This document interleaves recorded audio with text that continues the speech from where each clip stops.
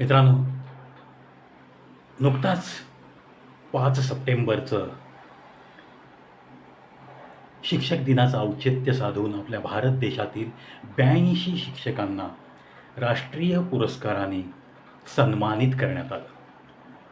आणि हो, prime minister आपले भारत देशाचे आदरणीय पंतप्रधान नरेंद्र मोदी साहेबांनी या सगळ्यांशी 82 लोकांशी एका हॉलमध्ये व्यवस्थित संवाद साधला. म्हणजेच शिक्षक या पेशाविषयी आपल्या पंतप्रधानांच्या मनामध्ये किती चांगल्या रीतीने गौरव आहे, सन्मान आहे, हे या घटनेवरून नक्कीच दिसून येतं. तथापि सगळ्यांच्या मनात या शिक्षकांच्या विषयी असाच परमोच्च आदर असू शकतो का? या प्रश्नाचं उत्तर तुम्हीच द्यायचं आहे. आणि म्हणूनच एक घडलेली घटना 2 ठिकाणी तीच घटना घडते आणि त्यातून काय निष्पन्न होतं हे तुम्हीच मला सांगणार आहात. प्राध्यापक लक्ष्मणराव देशपांडे नाव ऐकलंय? नक्कीच ऐकलं असेल.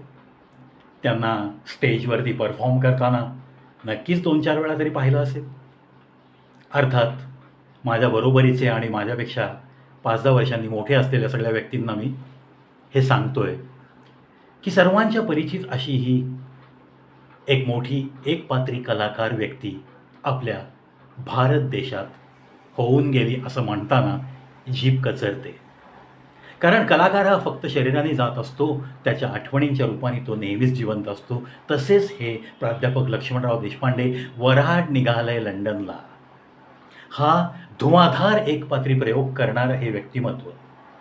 कार्यक्रमाच्या निमित्ताने हा शिक्षकी पेशामधला माणूस एकदा जर्मनीला गेला आणि जर्मनीवरच्या ठरलेल्या विमानतळावर जेव्हा विमान उतरलं, त्यानंतर बॅगेज चेकिंग, पासपोर्ट अमुक तमुक सगळ्या फॉर्मॅलिटीज पूर्ण करण्यासाठी त्यांनी अख्खी बॅग धुंडाळली त्यांची, पण त्यांना पासपोर्ट काही मिळेना. आता तुम्ही जेव्हा परदेशात जाता तेव्हा तुमचा हा इनिशियल डॉक्युमेंट जर तुमच्याकडे नसेल तर तुम्हाला प्रॉब्लेम्स नक्कीच येतात. इन द सेम वे जर्मनच्या त्या पोलीस लोकांनी एअरपोर्टवरती आपल्या लक्ष्मणराव देशपांडेंची चौकशी सुरू केली. आणि या चौकशीत तशी पाहिली तर त्यांना बरीच हॅरॅसमेंट पण झाली.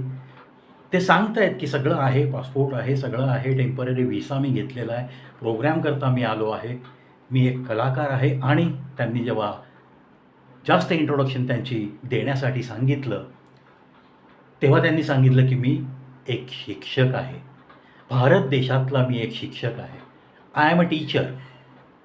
हे ऐकता क्षणी पोलिसांचा जो काही एक रोख होता आधीचा की ही व्यक्ती विदाऊट पासपोर्ट आली आपल्या देशामध्ये, इल्लीगल प्रवास करत आलेली आहे वगैरे वगैरे, ते त्या कन्क्लुजनला पोहोचत होते, तो एकदम सगळ्यांचा पारा डाऊन आला.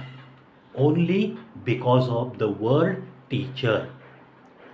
त्यांना एका अधिकाऱ्याने विचारलं की तुम्ही काय करता?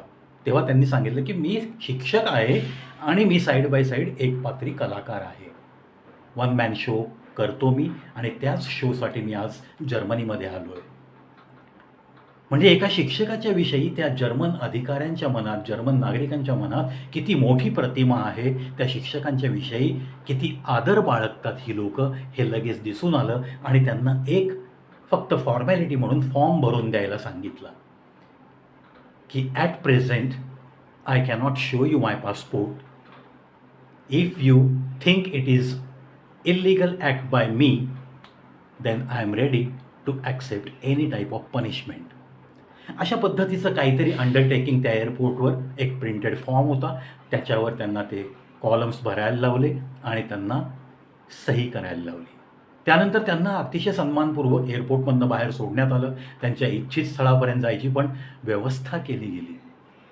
हा केवळ ते एक टीचर आहेत म्हणून आलेला एका शिक्षकाचा सुखद अनुभव.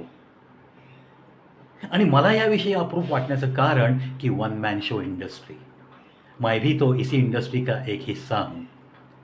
प्राध्यापक लक्ष्मणराव देशपांडेंच्या विषयी प्रचंड प्रमाणात मनामध्ये आदर बाळगून असतो आम्ही सगळे कलाकार, आणि म्हणूनच त्यांच्या बाबतीत घडलेला हा किस्सा. आणि याच्या अगदी विरुद्ध जेव्हा ते परतीच्या प्रवासात आले तेव्हा त्यांना उलट अनुभव आला. आणि जोपर्यंत जर्मनीमध्ये होते तोपर्यंत त्यांची फोनवर आस्थेने चौकशी पण होत गेली, जेवढे दिवस होते तेवढे दिवस. त्यानंतर त्यांना ते सगळं काही मिळालं वगैरे सगळं झालं. पुन्हा ते परतीच्या प्रवासात आले तेव्हाही त्यांना सन्मानपूर्वक विदा केलं गेलं तिथून. पण आपल्या मुंबईच्या एअरपोर्टवर जेव्हा ते उतरले तेव्हा जे काही रेग्युलर चेकिंग चालू असायचं पोलीस अधिकाऱ्यांकडनं, कस्टम्स ऑफिसरकडनं, फॉरेनमधनं आलेल्या विमानांचं एका पर्टिक्युलर लेवलनी सगळ्या बॅगेज त्या माणसांची सगळी इन्क्वायरी वगैरे होत असते. त्या पद्धतीने जेव्हा लक्ष्मणराव देशपांडेंची चौकशी सुरू झाली तेव्हा त्यांच्या आयडेंटिटी कार्ड जेव्हा पाहिलं आणि जेव्हा कळलं की हा एक टीचर आहे, तेव्हा एक अधिकारी ज्युनियर ऑफिसरला काय बोलतो, हा मराठी हिरो आहे, हा मराठी नट आहे स्टेजवरचा, हा प्राध्यापक आहे, शिक्षकी पेशामध्ये वावरतो, त्याला तिन्ही भाषा उत्तमरित्या येतात, मराठी, हिंदी, इंग्लिश, हे माहीत असून सुद्धा तो ऑफिसर ज्युनियर ऑफिसरला ओरडून सांगतो, अरे यार वो टीचर है, उस फटीचर के पास कुछ नहीं मिलेगा, छोड़ दे उसे. म्हणजे एका टीचरला फटीचर म्हणायला सुद्धा मागं पुढं बघत नाहीत, अशी आपल्या देशामध्ये शोकांतिका होती त्या काळी. आजही असेल काही काही ठिकाणी.